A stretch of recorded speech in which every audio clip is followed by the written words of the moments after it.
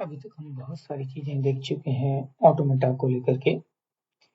Specially हमने बात की है फाइनाइट स्टेट ऑटोमेटा। हमने इसके एग्जांपल्स देखे हैं, हमने कुछ प्रूफ देखे हैं। यहाँ पर हम साबित करना चाहते हैं कि एक पर्टिकुलर मशीन की एक पर्टिकुलर लैंग्वेज है, ना उससे वो ज़्यादा एक्सेप्ट कर सकती है, ना वो उससे कम एक्सेप्ट कर सकती है। तो हम एग्जैक्ट लैंग्वेज को आइडेंटिफाई करने में कामयाब हुआ है। न सिर्फ आइडेंटिफाई किया, बट हमने ये भी तय किया, ये भी इंश्योर किया कि वास्तव में वही लैंग्वेज है और कुछ नहीं है। हमने प्रिलिमिनरीज भी कवर अप किए थे उससे पहले, और अब हम थोड़ा आगे बढ़ना चाहते हैं। आगे बढ़ने से पहले हम कुछ नोटेशंस, कुछ डेफिनेशंस को कवर अप करना चाहते हैं। ये डेफिनेशंस हमारे चीज़ों को समझने के ज़्यादा काम आती हैं कि हमारी वोकेबुलरी बढ़ाती है। आइए देखते हैं इन डेफिनेशंस को। हम बात करेंगे यहाँ पर कुछ टर्म्स की, जैसे रेगुलर लैंग्वेज, कॉन्फ़िगरेशन, कंप्यूटेशन और डेड या डंप स्टेट की। एक लैंग्वेज एल कैसे डिफाइन होती है? सिग्मा स्टार का कोई भी सबसेट लैंग्वेज कहला सकता है।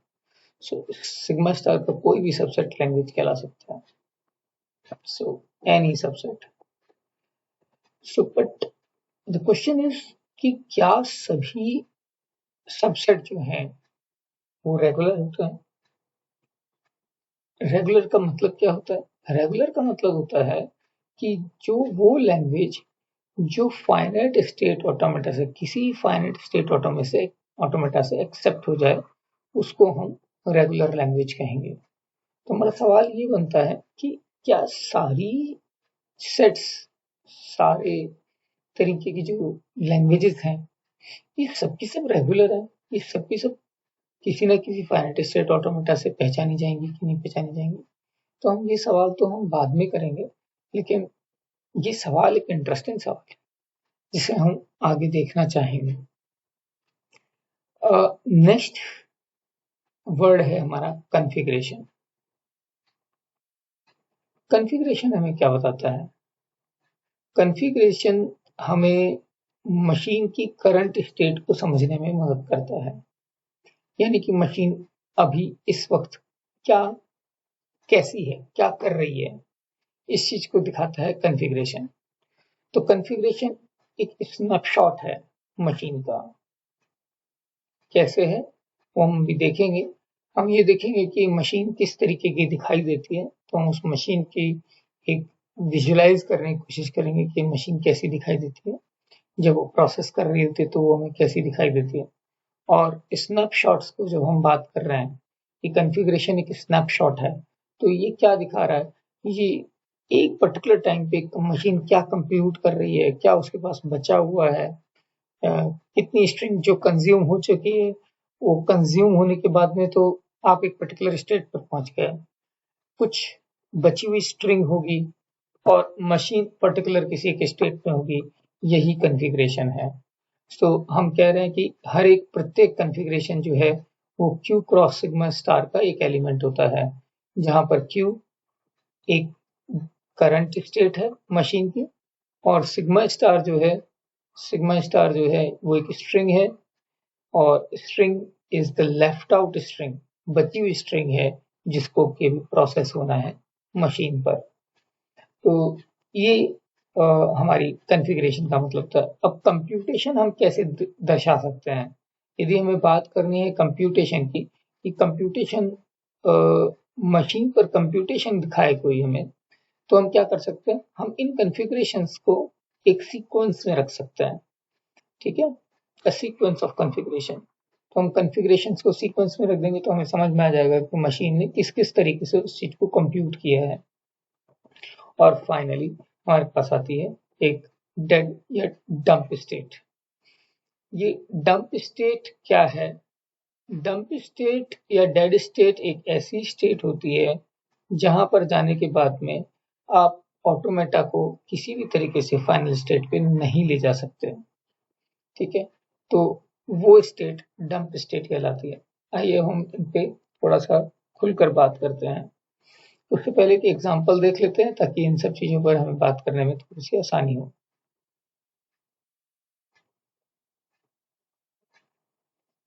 हम सबसे पहले बात करते हैं, एक एग्जांपल ले लेते हैं, और एग्जांपल है हमारा नो सब्सिक्वेंट। सो एक लैंग्वेज है जो कि बाइनरी स्ट्रिंग्स पर है।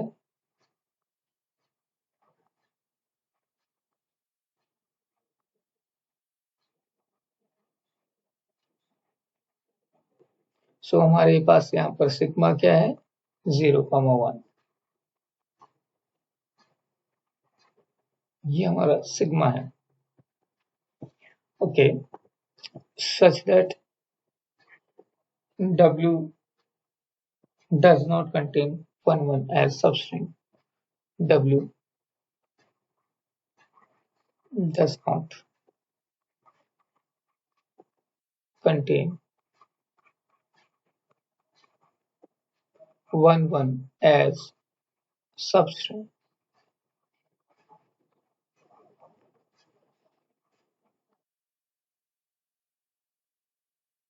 ओके, ये चीज हमें देखनी है।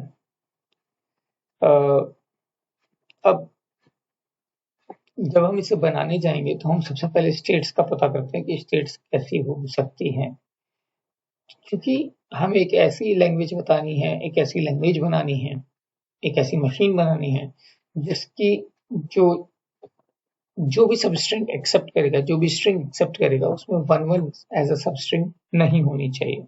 तो यदि 1,1 एक सबस्ट्रिंग आ गई तो उसके बाद तो हम किसी भी तरीके से फाइनल स्टेट में नहीं पहुंच सकते। तो ओके, सो पहली एक हमारे पास स्टेट आएगी ऐसी जहां पर 1,1 किसी न किसी तरीके से कहीं ना कहीं उस स्ट्रिंग में मौजूद हो। तो हम इसका नाम भी दे देते हैं Q11।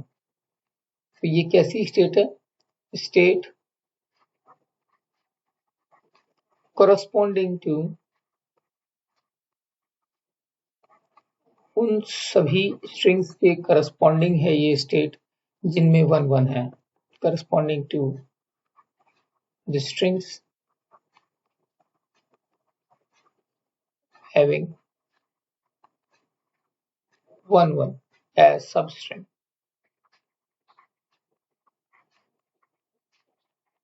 राइट, ठीक है। अब चूंकि ये दो लेंथ की स्ट्रिंग है तो कभी 1 लेंथ का प्रीफिक्स भी रहा होगा इसका, क्योंकि हम लेफ्ट टू राइट पढ़ रहे हैं तो हम लेफ्ट टू राइट से हम अपना प्रीफिक्स लेना शुरू करेंगे। तो प्रीफिक्स जब हम लेंगे तो ये सबसे पहले हमारा प्रीफिक्स 1,1 का 1 आएगा। तो Q1 क्या है, स्टेट करस्पॉन्डिंग टू। अब इस स्टेट में क्या है कि वो सारी स्ट्रिंग्स होंगी जिनमें 1,1 तो मौजूद नहीं है, not having 1,1 as substring, right? But ends with 1,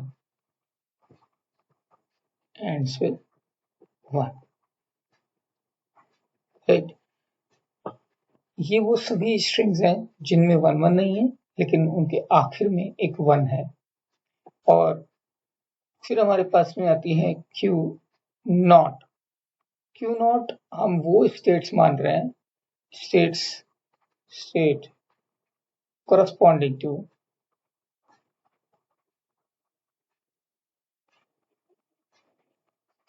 हम वो बाकी जो बची हुई स्ट्रिंग्स हैं उनके करस्पॉन्डिंग है, corresponding to left out strings,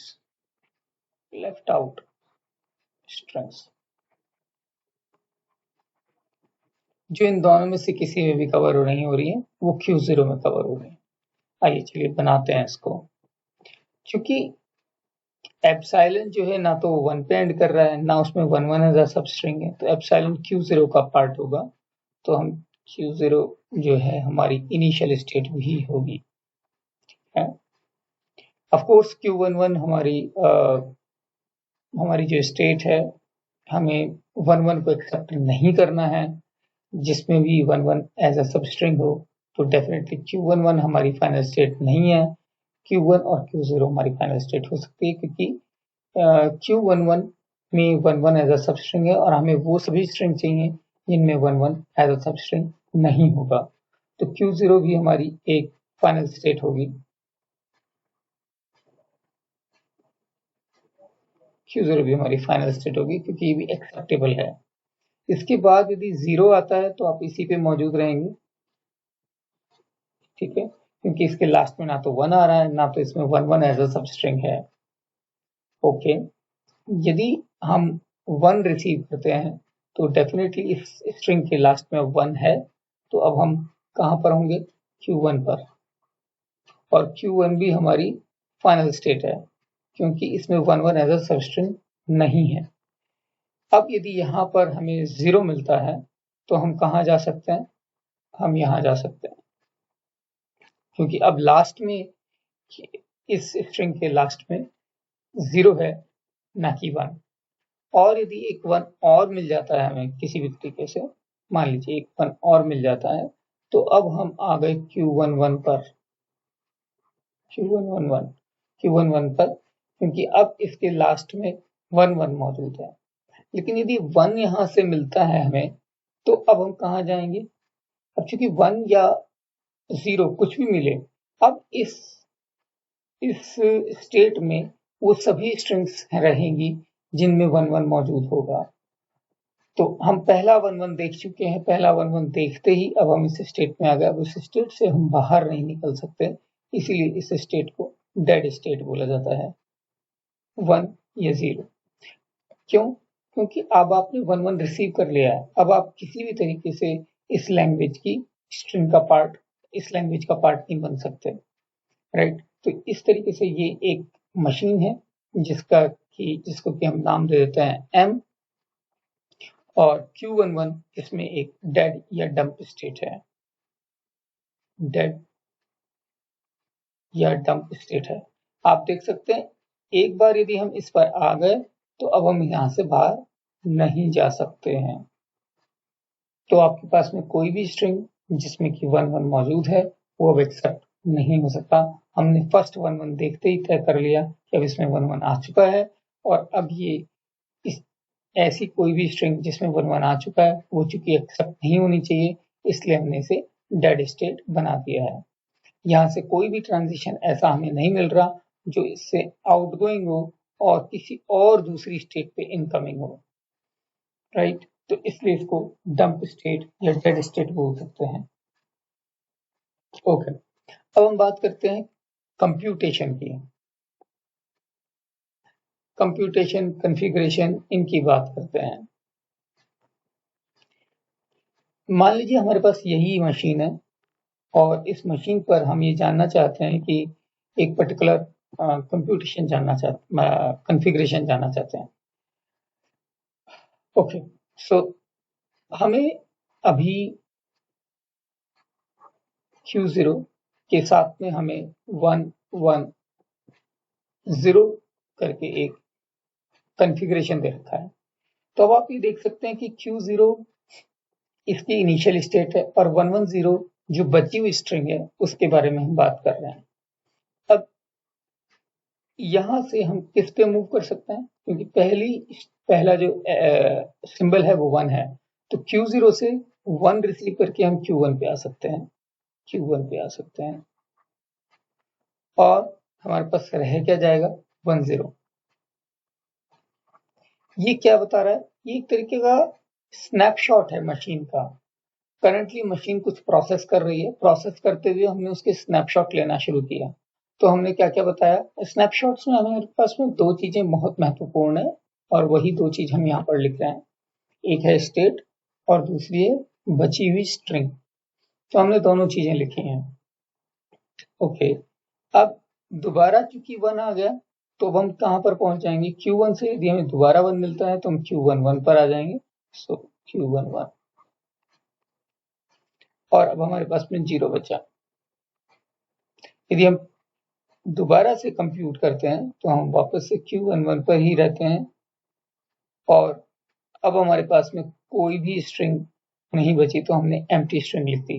क्यों? क्योंकि कॉन्फ़िगरेशन में जो सेकंड कंपोनेंट है वो सिग्मा स्टार का एलिमेंट होना चाहिए, और सिग्मा स्टार के एलिमेंट में हम एप्सिलॉन लिख सकते हैं, that is good. So this is computation. ये क्या है? कंप्यूटेशन है। तो हमने क्या किया है? हमने कंप्यूटेशन करके दिखाई है, कंप्यूटेशन ऑन M4110। तो ये चीज हमने करके दिखाने की कोशिश की है इस पर्टिकुलर प्रोसेस में। ओके, एक और एग्जांपल देखते हैं हम लोग। आप ऐसी कॉन्फ़िगरेशन या जो कंप्यूटेशन है वो अलग अलग ट्राई करके देख सकते हैं, दैट विल हेल्प अस। ये हमें बहुत अच्छे से मदद करेगा इस चीज को समझने में। एक बार जानने की कोशिश करते हैं कि इस पर्टिकुलर मशीन को कैसे देखते हैं हम। मशीन में वन एंडेड टेप है, एक टेप है, जैसे आपने कैसेट में टेप देखिए, कैसेट में एक टेप होती है, रील होती है, और वो चलती चली जाती है। यहाँ पर जो टेप है ये वन साइडेड है, ये एक ही तरफ घूमेगी। यानी कि आपका जो ये एक मशीन है, ये मशीन के पास में क्या है, ये खूब सारी स्टेट्स हैं। यहाँ पर Q0 है, ये Q1 है, ये Q2 है, और ये डायल हमें बताता है कि ये अभी किस स्टेट पर है, कि Q0 पे है या Q3 पे है या Q2 पर है या Q11 पर है, राइट। बहुत सारे सेल्स बने हुए हैं, हर सेल में एक सिंबल है। यहाँ पर जैसे मान लीजिए यदि हम 110 की बात करें तो यहाँ 1 रखा है, यहाँ 1 रखा है, यहाँ 0 रखा है। और एक ये टेप का हेड है, मशीन का एक हेड है जो एक पर्टिकुलर सिंबल को पढ़ रहा है। ये जैसे ही पढ़ चुकेगा ये आगे खसक जाएगा, ठीक है, ये मूव करता चला जाएगा, ये मूव करेगा इस डायरेक्शन में, और ये इसी डायरेक्शन में मूव कर सकता है, सिंगल डायरेक्शन में मूवमेंट हो सकता है। ये पीछे नहीं जा सकता, ये सिर्फ इसी डायरेक्शन में जाएगा, और ये चेक करेगा कि अब ये कौन सा सिंबल रीड करने वाला है। तो ऐसे केस में यदि आप कंप्यूटेशन मतलब इसका स्नैपशॉट देखेंगे तो हमारे पास में दो ही चीज है, कि एक तो ये डायल जो है कौन से स्टेट को शो कर रहा है, और दूसरा ये पॉइंटर टेप हेड जो है किस सिंबल को पॉइंट आउट कर रहा है, और उसके बाद क्या चीज कंप्यूट करनी बची हुई है। क्योंकि इससे पहले की जो यदि कोई भी चीज है वो हमारे लिए मैटर नहीं करती है, क्योंकि हम वापस पीछे नहीं जा सकते, हमको सिर्फ एक ही दिशा में आगे बढ़ना है, हम पीछे नहीं जा सकते। इसलिए हमें एक ही दिशा की चीजें चाहिए। पीछे की दिशा की चीजें हमारे लिए रिडंडेंट हैं, उनका कोई मतलब नहीं है, बेकार की चीजें हैं हमारे लिए, क्योंकि हम एक पीछे की तरफ जा ही नहीं सकते, तो इसलिए हमें उसको देखने की जरूरत नहीं है। तो हमारा जो स्नैपशॉट है, यहाँ पर हमने वो सारी चीजें रखी हैं जो हमारे लिए उस मशीन की फ्यूचर को जानने के लिए, उस मशीन में आगे क्या होगा उसको जानने के लिए काफी है। इसको हम कॉन्फ़िगरेशन कह रहे हैं, ठीक है। और कंप्यूटेशन को दिखाने का यही तरीका है कि हम सीक्वेंस में कंप्यूटेशन कॉन्फ़िगरेशंस दिखाते हैं, तो हम उस पर्टिकुलर स्ट्रिंग पर पूरी मशीन की कंप्यूटेशन को दिखाने में समर्थ हो जाएंगे। ओके, एक और एग्जांपल लेते हैं हम, एक और मशीन लेते हैं जो कि मशीन है कुछ इस तरीके की L, ये भी बाइनरी स्ट्रिंग्स हैं,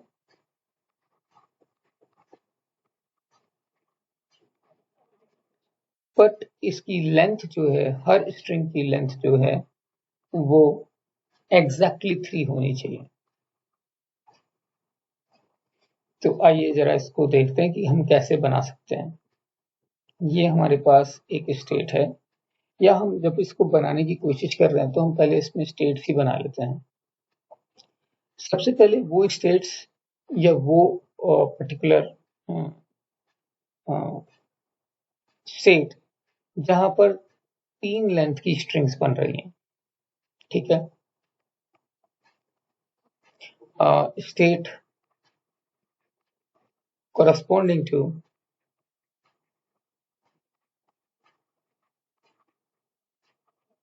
3 length strings,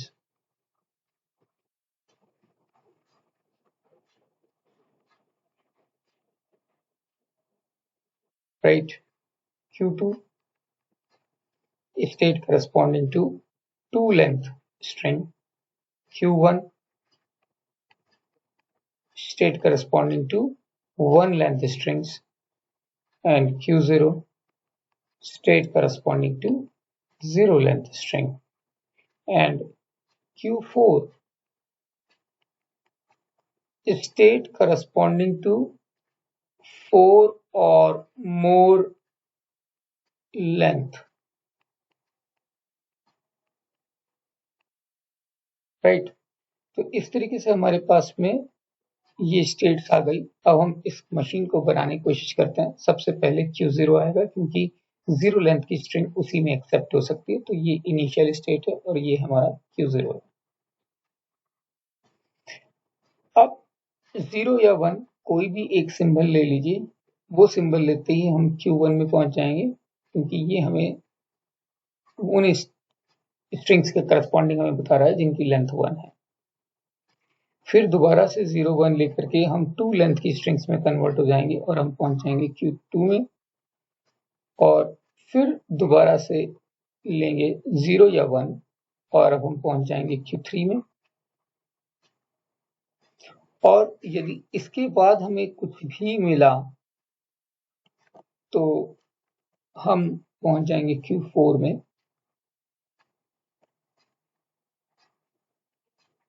और चूंकि हमें 4 लेंथ या ज्यादा की स्ट्रिंग नहीं चाहिए तो अब हम इसे डंप स्टेट बनाएंगे,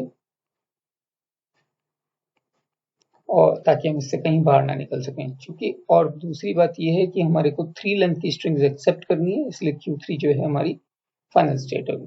तो इस तरीके से हम इस ऑटोमेटा को बना सकते हैं। यहाँ पर Q4 क्या है? Q4 एक डंप स्टेट है, डंप या डेड स्टेट है। डंप और डेड स्टेट।